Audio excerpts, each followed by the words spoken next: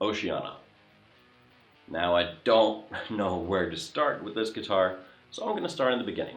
So, once again, Jay had a very interesting concept in mind that he just had to do. So he bought an old 90s Starsound guitar for very cheap. It still had all the original stuff on it. It still had the original strings on it from the factory. So yeah, it had been neglected and left in the corners of a room in a bag for God knows how long. So, what to do when you have an old guitar and you just want to do something completely radical with it? Well, let's just say lots of interesting things happened. The whole idea and the whole premise of this guitar was that I don't do almost anything to it. I did a couple of parts, but this is mainly a guitar where Jay learned how to do custom work. All I did was teach him. Jay has done 99% of this build, and I've just been there to teach him how to do each process. So originally, it was just an older body, maple neck, rosewood fretboard. That's it. There was nothing else to it.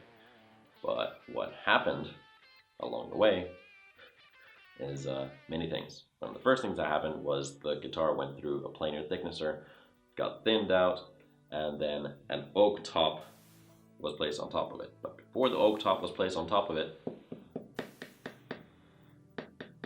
the guitar was completely hollowed out. So this is in fact a hollow body without an F-hole, just so it is incredibly lightweight.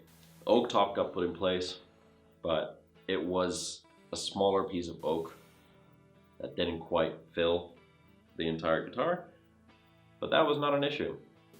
Leftover portions were filled up with reddish orangey resin, the same resin that was used in the fretboard inlays. That's just the tip of the iceberg. Next thing to go was a trem bridge, and instead a top-loaded bridge was put in place. Now, because it did have a trem, there was a big cavity on the back.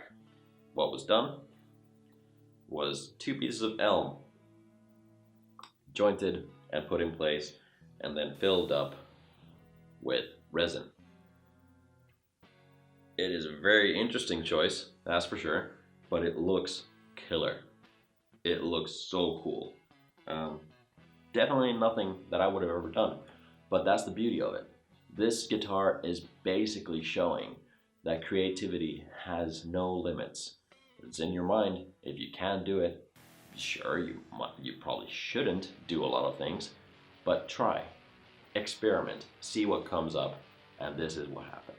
Now, another extremely cool thing about this guitar, apart from the really beautiful color, the very deep blue, is the fact that this was completely done at home. Sure, there's a couple of places, a couple of things, a couple of bigger processes that we did at a workshop, like planing down or gluing up because they had clamps. But mostly, this was done at home, and the finish is just rattle can lacquer. That's it. Just using rattle can sprays to get this high gloss polish is pretty cool. It sounds really great, it looks really great, and it is one funky guitar. So I'm gonna leave that at that, and I will see you guys with another video tomorrow. Be sure to comment down below, hit that like button, and subscribe to see that video tomorrow.